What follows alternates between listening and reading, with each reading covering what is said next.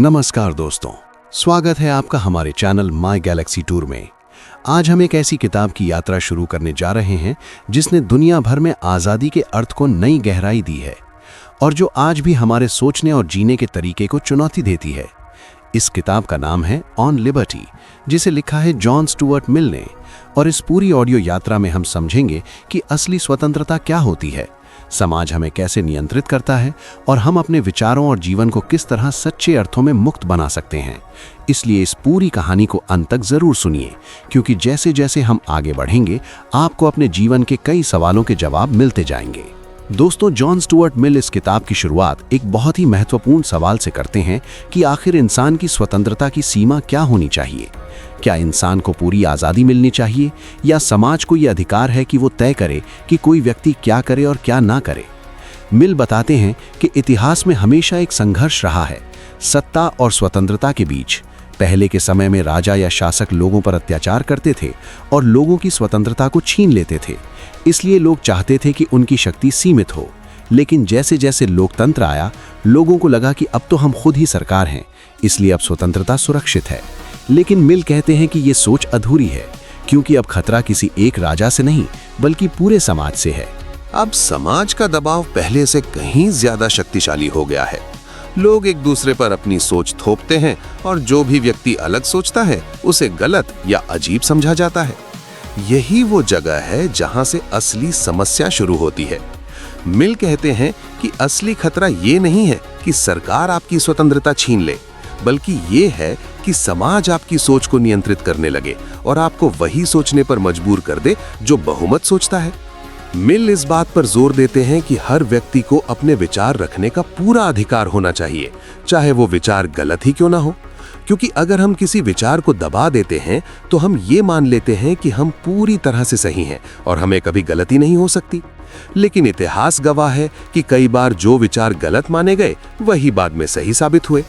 इसलिए किसी भी विचार को दबाना सच की खोज को रोकना है। अब यहाँ मिल एक बहुत ही गहरी बात कहते हैं कि अगर कोई विचार गलत भी है तो उसे सुनना जरूरी है, क्योंकि वो सही विचार को और मजबूत बनाता है। जब हम किसी विचार को चुनौती देते हैं तभी हम उसे सही तरीके से समझ पाते हैं। अगर हम सिर्फ वही सुनते रहें जो हम पहले से मानते हैं तो हमारी समझ अधूरी रह जाती है। मिल कहते हैं कि समाज को ये अधिकार नहीं होना चाहिए कि वो किसी व्यक्ति की सोच को नियंत्रित करे, जब तक कि उस व्यक्ति के कार्य से किसी और को नुकसान ना हो। यही वो सिद्धांत है जिसे मिल हार्म प्रिंसिपल कहते हैं, यानी किसी व्यक्ति की स्वतंत्रता को तब तक नहीं रोका जाना चाहिए जब तक वो किसी और को हानि नहीं पहुंचा रहा। अब सोचिए, अगर कोई व्यक्ति अलग सोचता है, अलग तरीके से जीता है, लेकिन उससे किसी को नुकसान नहीं हो रहा, तो क्या हमें उसे रोकने का अधिकार है? मिल कहते हैं बिल्कुल नहीं, क्योंकि यही विविधता ही समाज को आगे बढ़ाती है। अगर हर कोई एक जैसा सोचने लगे तो नया कुछ भी नहीं पैदा होगा।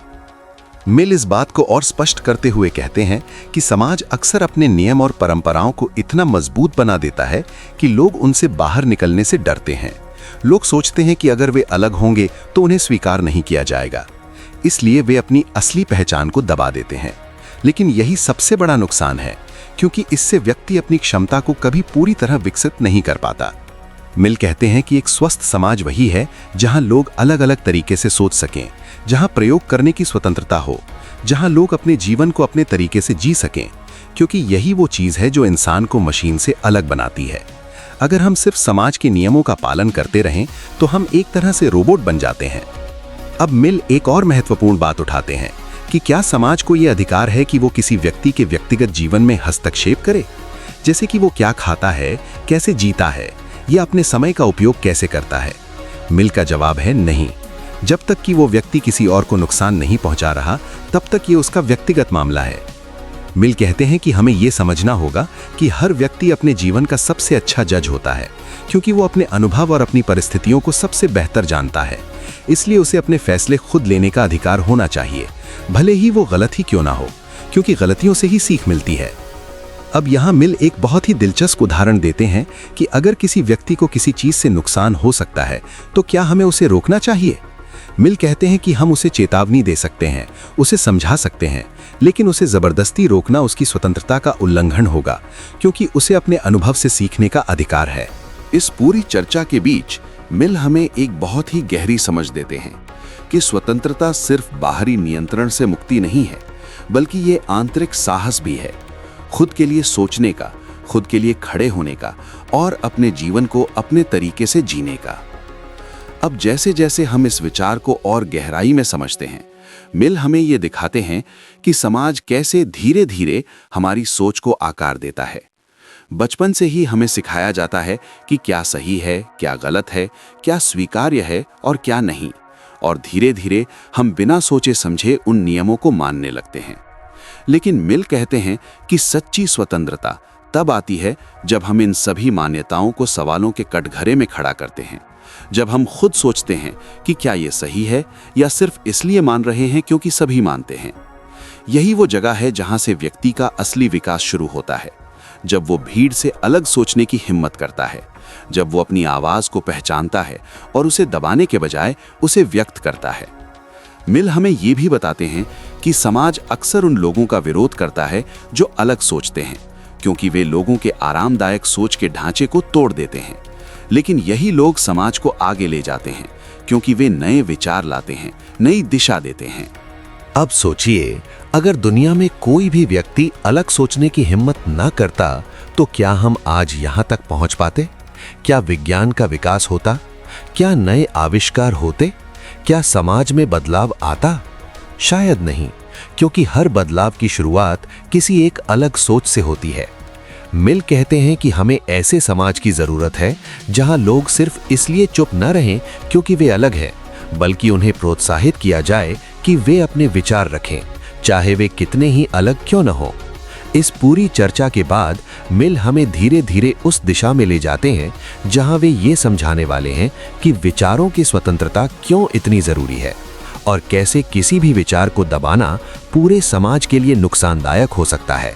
और अब आगे हम इस यात्रा में और गहराई से समझेंगे कि क्यों हर आवाज महत्वपूर्ण है और क्यों हमें हर विचार को सुनने की जरूरत है, क्योंकि यहीं से असली स्वतंत्रता की शुरुआत होती है। और आगे बढ़ते हुए हम जानेंगे कि विचारों की आज़ादी सिर्फ एक अधिकार नहीं, बल्कि मानव प्रगति की नींव है, जो हमें एक नई दिशा में ले जाती है, जहां सोचने की कोई सीमा नहीं होती। और यहीं से अगला अध्याय शुरू होता है, जहां मिल विचारों की स्वतंत्रता को और विस्तार से समझाते हैं और हमें दिखाते हैं कि सच की खोज कैसे संभव होती है। अब जैसे ही हम इस विचार की गहराई में प्रवेश करते हैं कि हर आवाज का महत्व है, जॉन स्टुअर्ट मिल हमें विचारों और अभिव्यक्ति की स्वतंत्रता के सबसे शक्तिशाली तर्कों में ले जाते हैं। वो कहते हैं कि अगर पूरी दुनिया एक ही राय रखती हो और केवल एक व्यक्ति उससे अलग सोचता हो, तब भी उस एक व्यक्ति की आवाज को दबाना गलत है, क्योंकि सच कभी भी केवल बहुमत का अधिकार नहीं होता। मिल बताते हैं कि किसी भी विचार को दबाना 3 तरह से खतरनाक हो सकता है। पहली संभावना ये है कि जो विचार दबाया जा रहा है वो सच हो सकता है, और अगर हम उसे सुनने का मौका ही नहीं देंगे तो हम सच को खो देंगे। दूसरी संभावना ये है कि वो विचार पूरी तरह सच ना हो, लेकिन उसमें कुछ सच्चाई हो सकती है जो हमारे मौजूदा विचार को और बेहतर बना सकती है। और तीसरी संभावना ये है कि वो विचार पूरी तरह गलत हो, लेकिन फिर भी उसे सुनना जरूरी है, क्योंकि इससे हमारे सही विचार और मजबूत होते हैं।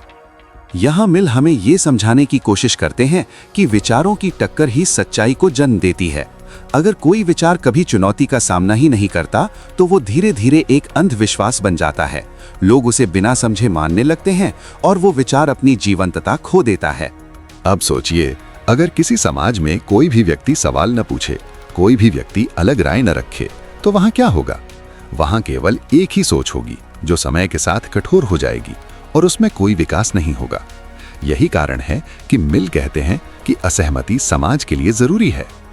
मिल इस बात को और स्पष्ट करते हुए कहते हैं कि इतिहास में कई बार ऐसा हुआ है कि जिन विचारों को गलत माना गया था वही बाद में सही साबित हुए, जैसे कि कई वैज्ञानिक खोजें और सामाजिक सुधार। शुरू में लोगों को अजीब लगे, लेकिन समय के साथ उन्होंने दुनिया को बदल दिया। अगर उन विचारों को शुरू में ही दबा दिया जाता तो शायद हम आज भी पुराने अंधविश्वासों में जी रहे होते। मिल ये भी कहते हैं कि हमें केवल विचारों को सुनना ही नहीं, बल्कि उन्हें समझने की कोशिश भी करनी चाहिए, क्योंकि जब हम किसी अलग विचार को समझते हैं तो हमारी सोच का दायरा बढ़ता है, हम चीजों को कई दृष्टिकोण से देख पाते हैं और यही हमें एक बेहतर इंसान बनाता है। अब यहाँ मिल एक और महत्वपूर्ण बात जोड़ते हैं कि अगर हम केवल सही विचार को ही सुनने की अनुमति देते हैं तो हम ये मान लेते हैं कि हमें पहले से ही पता है कि क्या सही है, और यही सबसे बड़ी गलती है, क्योंकि इंसान कभी भी पूरी तरह से परिपूर्ण नहीं होता।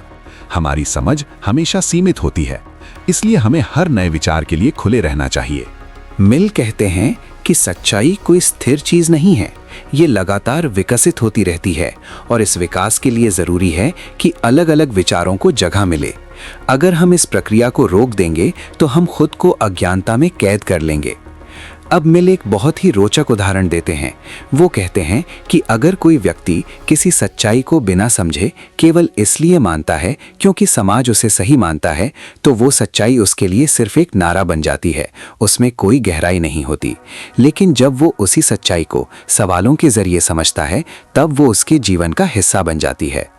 यहाँ मिल हमें ये सिखाते हैं कि केवल सही होना पर्याप्त नहीं है, हमें ये भी समझना जरूरी है कि हम सही क्यों हैं, क्योंकि बिना समझ के सही होना भी एक तरह की अज्ञानता है। मिल आगे कहते हैं कि अभिव्यक्ति की स्वतंत्रता का मतलब केवल बोलने की आज़ादी नहीं है, बल्कि ये सुनने की आज़ादी भी है। अगर समाज केवल कुछ खास विचारों को ही सुनने की अनुमति देता है, तो ये भी स्वतंत्रता का उल्लंघन है। अब सोचिए, अगर किसी व्यक्ति को बोलने की अनुमति है लेकिन कोई उसे सुनने को तैयार नहीं है, तो क्या उसकी स्वतंत्रता वास्तव में पूरी है? मिल कहते हैं नहीं, क्योंकि विचार तभी जीवित रहते हैं जब उन्हें सुना और समझा जाए। मिल इस बात पर भी जोर देते हैं कि हमें उन विचारों को भी सहन करना चाहिए जो हमें पसंद नहीं है, क्योंकि यही सहनशीलता एक स्वतंत्र समाज की पहचान है। अगर हम केवल उन्हीं विचारों को स्वीकार करें जो हमें अच्छे लगते हैं, तो ये स्वतंत्रता नहीं बल्कि चयनात्मक सहमति है। अब जैसे जैसे हम इस विचार को और गहराई से समझते हैं, मिल हमें ये दिखाते हैं कि विचारों की स्वतंत्रता केवल व्यक्तिगत अधिकार नहीं है, बल्कि ये पूरे समाज के विकास के लिए जरूरी है। क्योंकि जब लोग खुलकर अपने विचार रखते हैं तो नए समाधान निकलते हैं, नई संभावनाएं पैदा होती हैं। मिल कहते हैं कि एक ऐसा समाज जहां लोग डर के कारण चुप रहते हैं, वहां ठहराव आ जाता है, वहां कोई प्रगति नहीं होती, क्योंकि लोग जोखिम लेने से बचते हैं। लेकिन एक ऐसा समाज जहां लोग खुलकर बोलते हैं, वहां ऊर्जा होती है, वहां रचनात्मकता होती है और वहीं से असली विकास होता है। अब यहाँ मिल हमें एक और गहरी बात बताते हैं कि जब हम किसी विचार को दबाते हैं, तो हम केवल उस व्यक्ति के साथ अन्याय नहीं करते, बल्कि हम पूरी मानवता के साथ अन्याय करते हैं, क्योंकि हम एक संभावित सच्चाई को दबा रहे होते हैं।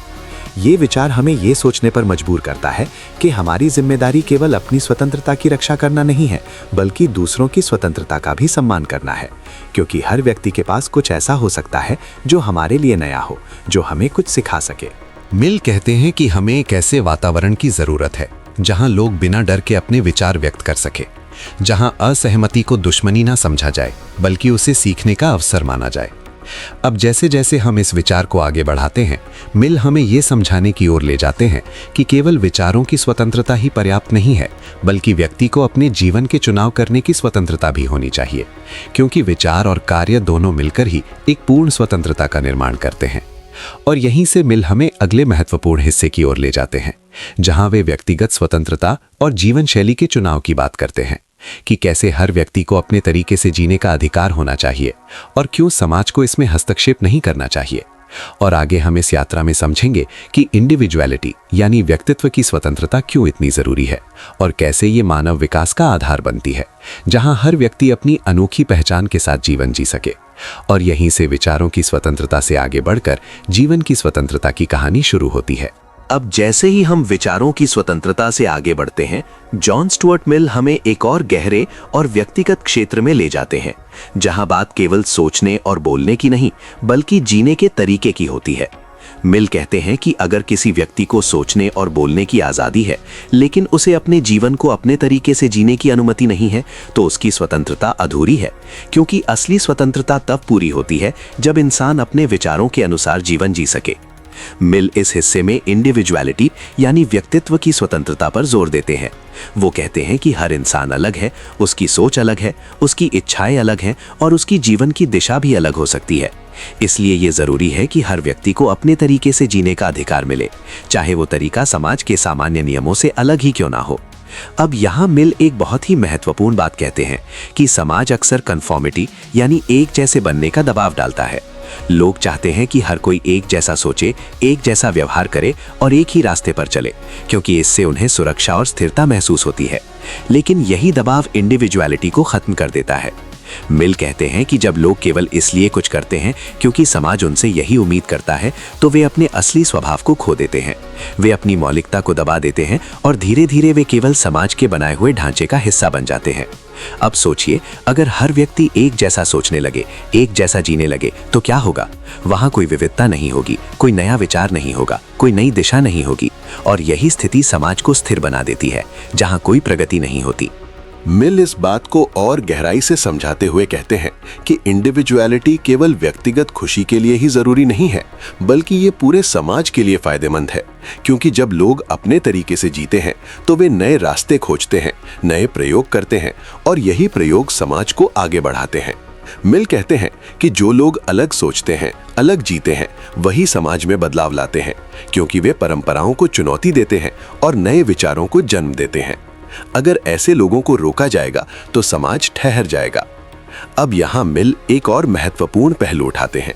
वे कहते हैं कि इंडिविजुअलिटी का मतलब ये नहीं है कि कोई व्यक्ति बिना सोचे समझे कुछ भी करे, बल्कि इसका मतलब है कि वो अपने निर्णय खुद ले और उनके परिणामों की जिम्मेदारी भी खुद उठाए।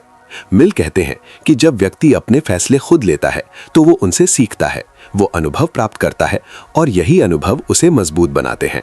लेकिन अगर समाज हर निर्णय उस पर थोपेगा तो वो कभी सीख नहीं पाएगा।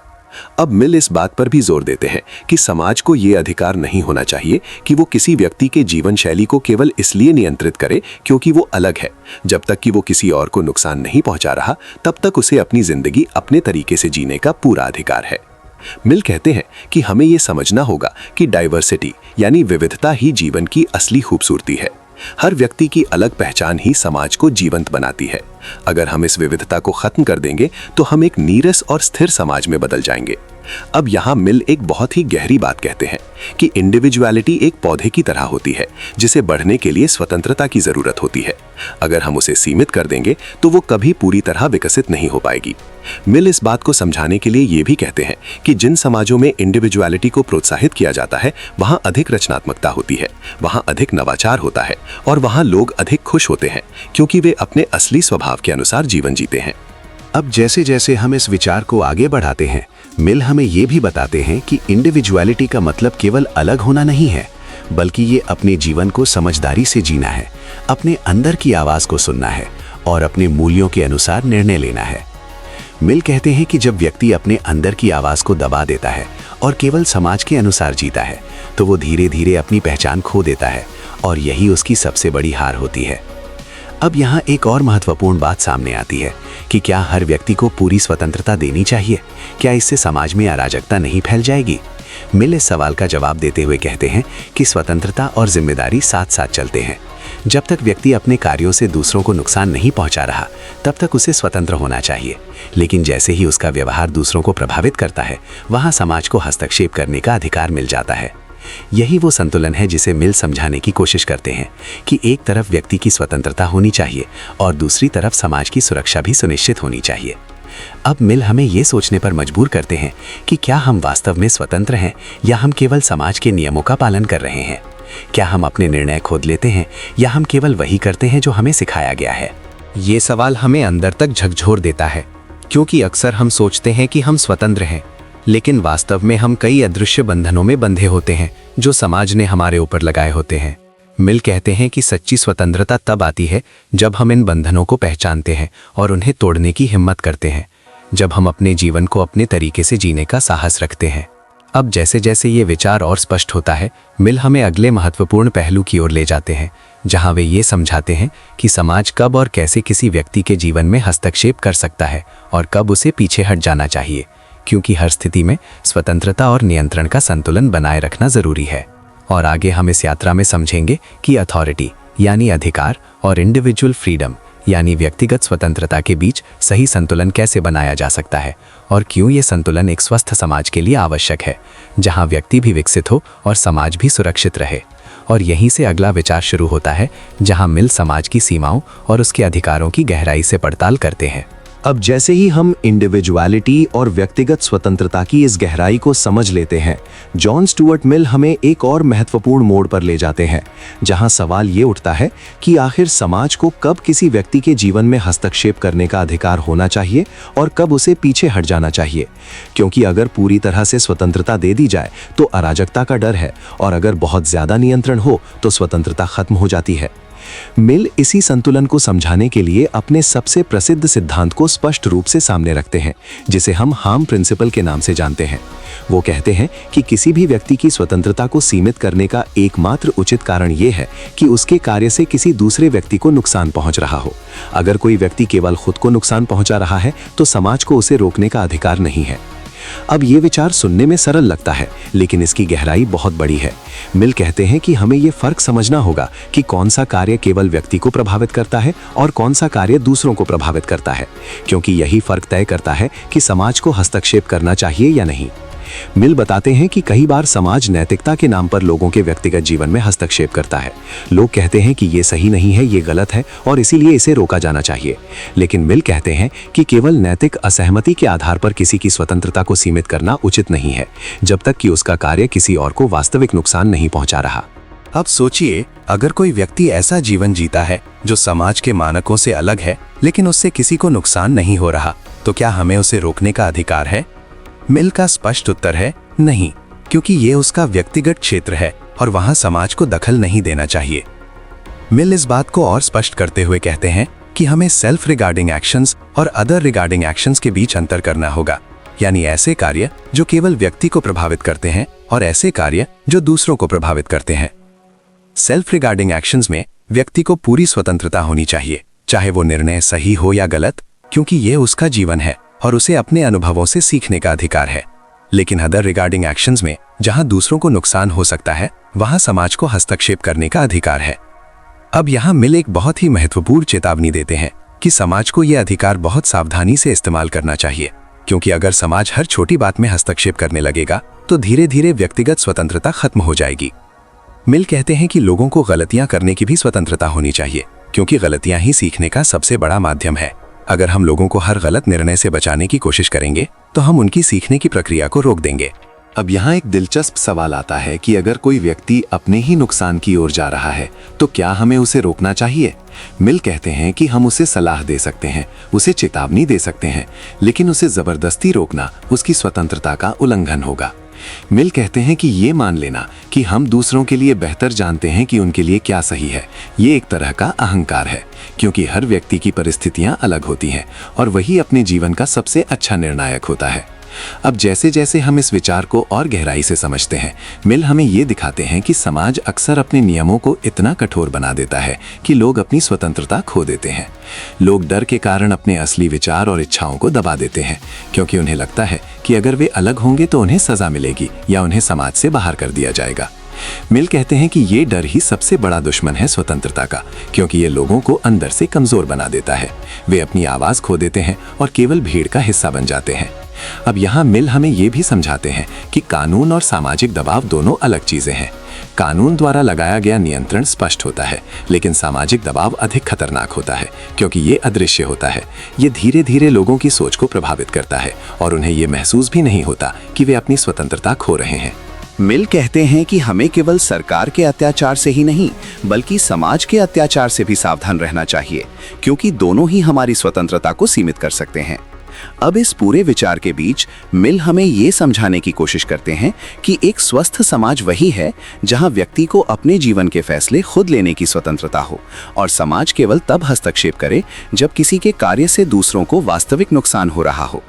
मिल ये भी कहते हैं कि हमें ये समझना होगा कि स्वतंत्रता का मतलब अराजकता नहीं है, बल्कि ये जिम्मेदारी के साथ जुड़ी होती है। जब लोग स्वतंत्र होते हैं तो उन्हें अपने कार्यों के परिणामों की जिम्मेदारी भी लेनी होती है। अब जैसे जैसे ये संतुलन स्पष्ट होता है, मिल हमें अगले महत्वपूर्ण विचार की ओर ले जाते हैं, जहां वे ये चर्चा करते हैं कि समाज में इंडिविजुअलिटी और विविधता को कैसे प्रोत्साहित किया जाना चाहिए और क्यों ये जरूरी है कि हम केवल नियमों का पालन करने वाले लोग न बने, बल्कि सोचने और नए रास्ते बनाने वाले लोग बने। और आगे इस यात्रा में हम समझेंगे कि कैरेक्टर यानी व्यक्तित्व का विकास कैसे होता है और क्यों स्वतंत्रता इसके लिए जरूरी है, क्योंकि बिना स्वतंत्रता के कोई भी व्यक्ति अपने असली स्वरूप को नहीं पहचान सकता।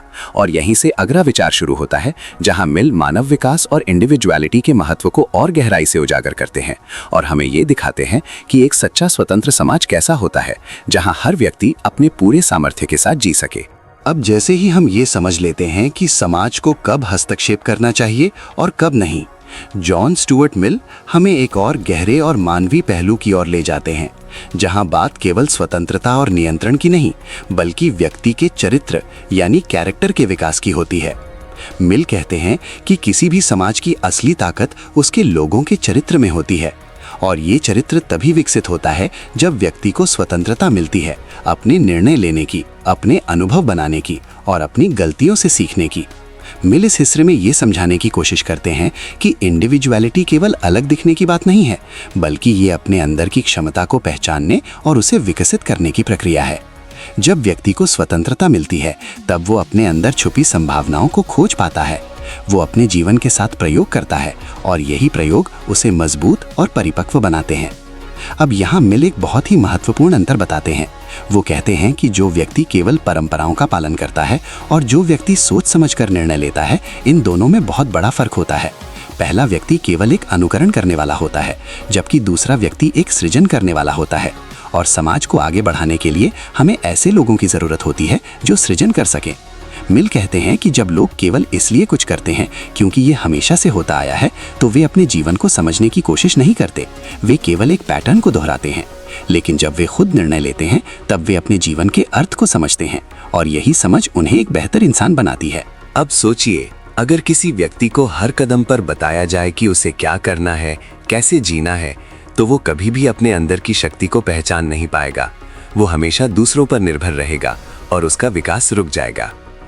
मिल इस बात को और स्पष्ट करते हुए कहते हैं कि स्वतंत्रता व्यक्ति को जिम्मेदार बनाती है, क्योंकि जब वो अपने फैसले खुद लेता है तो वो उनके परिणामों का सामना भी करता है, और यही अनुभव उसे परिपक्व बनाते हैं। अब यहाँ मिल ये भी बताते हैं कि समाज को ऐसे व्यक्तियों की जरूरत होती है जो अपने दम पर खड़े हो सकें, जो अपने विचारों पर विश्वास रखते हों और जो कठिन परिस्थितियों में भी सही का साथ देने की हिम्मत रखते हों, क्योंकि ऐसे ही लोग समाज में सकारात्मक बदलाव लाते हैं। मिल कहते हैं कि इंडिविजुअलिटी का सबसे बड़ा लाभ ये है कि ये लोगों को जीवंत बनाती है। जब लोग अपने तरीके से जीते हैं तो उनमें ऊर्जा होती है, उनमें उत्साह होता है और वे अपने जीवन को पूरी तरह से जीते हैं। लेकिन जब वे केवल नियमों का पालन करते हैं तो उनका जीवन एक बोझ बन जाता है। अब जैसे जैसे हम इस विचार को और गहराई से समझते हैं, मिल हमें ये भी बताते हैं कि कैरेक्टर का विकास केवल व्यक्तिगत स्तर पर ही नहीं, बल्कि सामाजिक स्तर पर भी महत्वपूर्ण है, क्योंकि जब समाज में अधिक स्वतंत्र और मजबूत व्यक्तित्व वाले लोग होते हैं तो वो समाज अधिक प्रगतिशील होता है।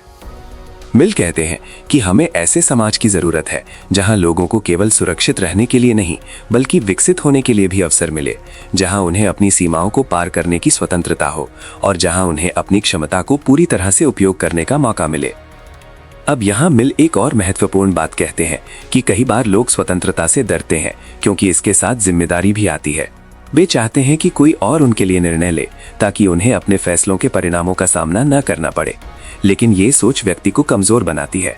मिल कहते हैं कि सच्ची ताकत तभी आती है जब व्यक्ति अपने जीवन की जिम्मेदारी खुद उठाता है, जब वो अपने निर्णयों के साथ खड़ा रहता है और उनसे सीखता है, चाहे वे सही हों या गलत। अब इस पूरे विचार के बीच मिल हमें ये समझाने की कोशिश करते हैं कि समाज को केवल नियमों और कानूनों के माध्यम से नहीं, बल्कि लोगों के चरित्र के माध्यम से मजबूत बनाया जा सकता है, और ये चरित्र तभी विकसित होगा जब लोगों को स्वतंत्रता दी जाएगी।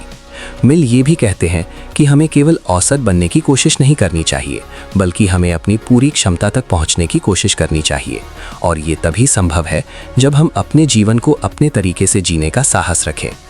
अब जैसे जैसे ये विचार और स्पष्ट होता है, मिल हमें ये दिखाते हैं कि इंडिविजुअलिटी और कैरेक्टर का विकास एक दूसरे से जुड़े हुए हैं और दोनों ही स्वतंत्रता पर निर्भर करते हैं। अब यहाँ एक और महत्वपूर्ण सवाल उठता है कि क्या हर व्यक्ति इस स्वतंत्रता का सही उपयोग करेगा? क्या इससे समाज में असमानता या अव्यवस्था नहीं बढ़ेगी? मिल इस सवाल का उत्तर देते हुए कहते हैं कि हाँ, ये संभव है, लेकिन इसका समाधान स्वतंत्रता को सीमित करना नहीं है, बल्कि लोगों को शिक्षित करना है, उन्हें समझदार बनाना है, ताकि वे अपनी स्वतंत्रता का सही उपयोग कर सकें। मिल कहते हैं कि शिक्षा का असली उद्देश्य यही होना चाहिए कि वो लोगों को सोचने की क्षमता दे, उन्हें अपने निर्णय खुद लेने के योग्य बनाए और उन्हें जिम्मेदार नागरिक बनाए। अब जैसे जैसे हम इस विचार को आगे बढ़ाते हैं, मिल हमें ये समझाने की ओर ले जाते हैं कि समाज और सरकार की भूमिका क्या होनी चाहिए। क्या उन्हें केवल हस्तक्षेप से बचना चाहिए या उन्हें कुछ सकारात्मक भूमिका भी निभानी चाहिए। और यहीं से अगला विचार शुरू होता है, जहां मिल ये चर्चा करते हैं कि सरकार को किन क्षेत्रों में हस्तक्षेप करना चाहिए और किन क्षेत्रों में नहीं, क्योंकि एक संतुलित समाज के लिए ये समझना जरूरी है कि स्वतंत्रता और व्यवस्था दोनों का सही तालमेल कैसे बनाया जाए। और आगे हम इस यात्रा में समझेंगे कि राज्य की भूमिका क्या होनी चाहिए और कैसे वो व्यक्ति की स्वतंत्रता को बनाए रखते हुए समाज के विकास में योगदान दे सकता है।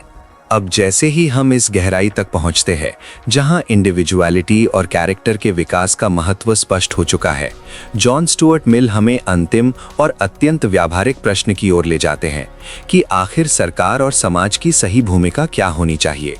क्या राज्य को पूरी तरह पीछे हट जाना चाहिए या उसे कुछ क्षेत्रों में सक्रिय रूप से काम करना चाहिए, क्योंकि एक स्वस्थ समाज केवल स्वतंत्रता से नहीं बल्कि सही संतुलन से बनता है। मिल इस हिस्से में ये स्पष्ट करते हैं कि सरकार का मुख्य उद्देश्य लोगों की स्वतंत्रता की रक्षा करना होना चाहिए, न कि उसे अनावश्यक रूप से सीमित करना। लेकिन इसका मतलब ये नहीं है कि सरकार का कोई काम ही नहीं है, बल्कि सरकार की भूमिका बहुत महत्वपूर्ण है, लेकिन उसे सही दिशा में होना चाहिए। मिल कहते हैं कि जहां किसी व्यक्ति के कार्य से दूसरों को नुकसान पहुंचने की संभावना होती है, वहां सरकार का हस्तक्षेप जरूरी है, जैसे कि अपराधों को रोकना, कानून व्यवस्था बनाए रखना और लोगों की सुरक्षा सुनिश्चित करना। ये सरकार का कर्तव्य है, क्योंकि बिना सुरक्षा के कोई भी स्वतंत्रता संभव नहीं है। लेकिन मिल ये भी चेतावनी देते हैं कि सरकार को अपनी शक्ति का विस्तार करने की आदत होती है, और अगर उसे बिना नियंत्रण के छोड़ दिया जाए तो वो लोगों के जीवन के हर क्षेत्र में हस्तक्षेप करने लगती है। और यही स्थिति खतरनाक होती है, क्योंकि इससे व्यक्तिगत स्वतंत्रता धीरे धीरे खत्म होने लगती है।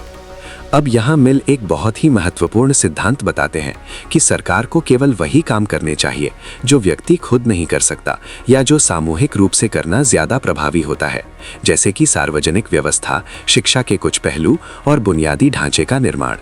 लेकिन जहाँ व्यक्ति खुद निर्णय ले सकता है, वहाँ सरकार को पीछे हट जाना चाहिए। मिल कहते हैं कि अगर सरकार हर छोटी बड़ी चीज को नियंत्रित करने लगेगी तो लोग निर्भर हो जाएंगे, वे अपने निर्णय खुद लेने की क्षमता खो देंगे और समाज में एक तरह की निष्क्रियता आ जाएगी, जहां लोग केवल निर्देशों का पालन करेंगे और अपनी सोच का उपयोग नहीं करेंगे। अब सोचिए, अगर हर समस्या का समाधान सरकार ही करने लगे तो क्या लोग खुद कुछ करने की कोशिश करेंगे? शायद नहीं, क्योंकि वे हर बार किसी और पर निर्भर रहेंगे और यही निर्भरता समाज को कमजोर बनाती है। मिल इस बात पर भी जोर देते हैं कि सरकार का काम लोगों को नियंत्रित करना नहीं, बल्कि उन्हें सक्षम बनाना होना चाहिए। उसे ऐसे अवसर प्रदान करने चाहिए जिससे लोग खुद अपने जीवन को बेहतर बना सकें। अब यहाँ मिल शिक्षा के महत्व पर भी बात करते हैं। वो कहते हैं कि सरकार को ये सुनिश्चित करना चाहिए कि हर व्यक्ति को शिक्षा मिले, लेकिन ये जरूरी नहीं है कि सरकार ही शिक्षा दे, बल्कि वो ये भी सुनिश्चित कर सकती है कि शिक्षा के विभिन्न विकल्प उपलब्ध हों, ताकि लोग अपनी पसंद के अनुसार सीख सकें।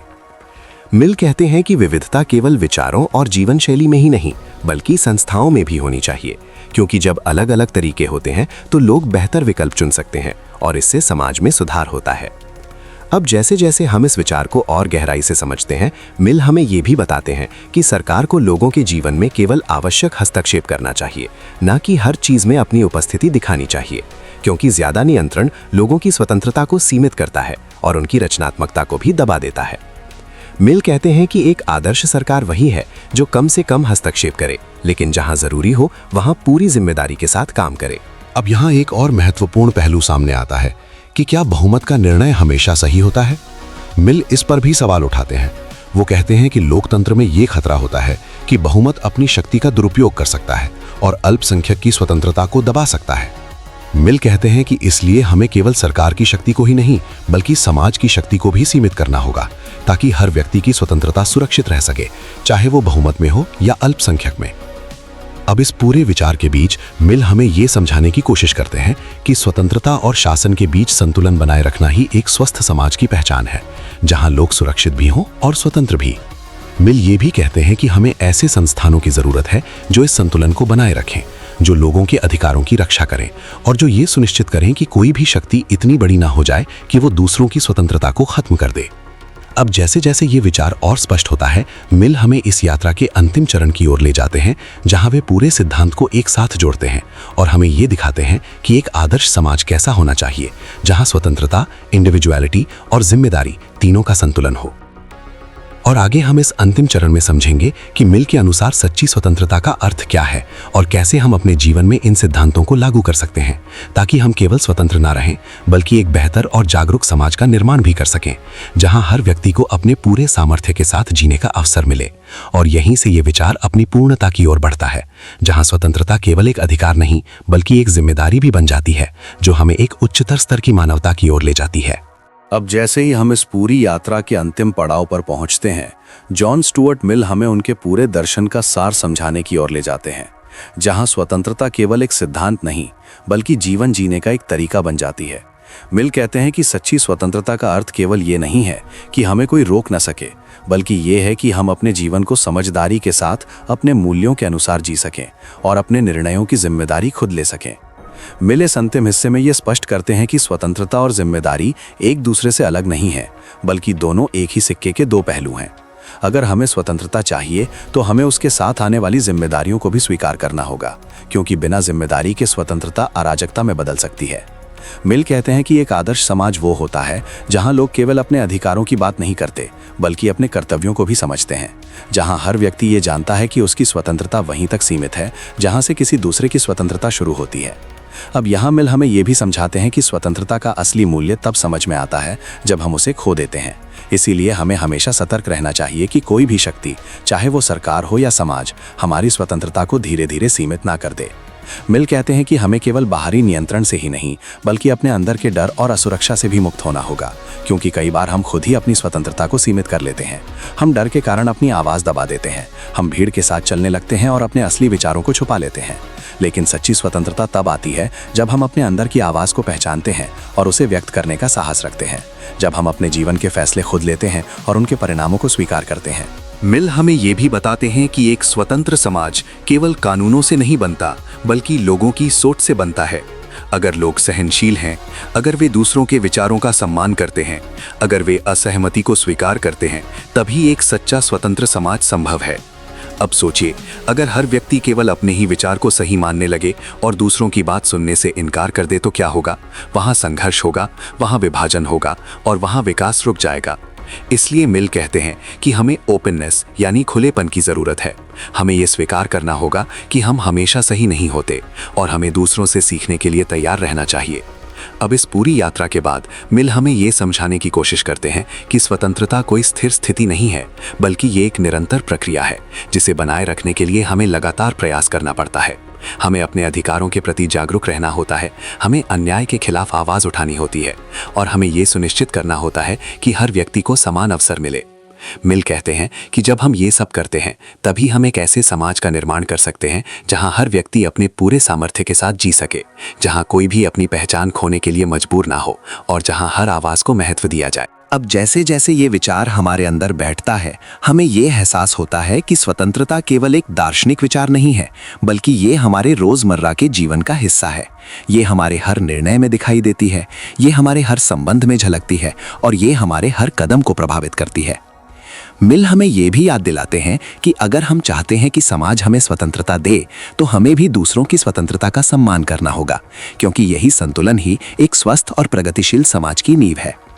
अब इस पूरी यात्रा को समाप्त करते हुए हमें ये समझ में आता है कि ऑन लिबर्टी केवल एक किताब नहीं है, बल्कि ये एक आईना है जो हमें हमारे समाज और हमारे खुद के बारे में सच्चाई दिखाता है। ये हमें चुनौती देती है कि हम अपने जीवन को नए नजरिए से देखें और ये तय करें कि हम वास्तव में कितने स्वतंत्र हैं। तो दोस्तों, अगर आपको ये पूरी यात्रा पसंद आई हो, अगर इसने आपके सोचने के तरीके को थोड़ा भी बदला हो, तो इस वीडियो को लाइक ज़रूर करें, अपने दोस्तों के साथ शेयर करें और हमारे चैनल माई गैलेक्सी टूर को सब्सक्राइब करना ना भूलें, क्योंकि यहाँ हम ऐसे ही ज्ञान और प्रेरणा से भरी यात्राएं आपके लिए लेकर आते रहते हैं। धन्यवाद और मिलते हैं अगली वीडियो में, जहाँ हम फिर से किसी नई किताब और नए विचार के साथ आपकी सोच को एक नई दिशा देंगे।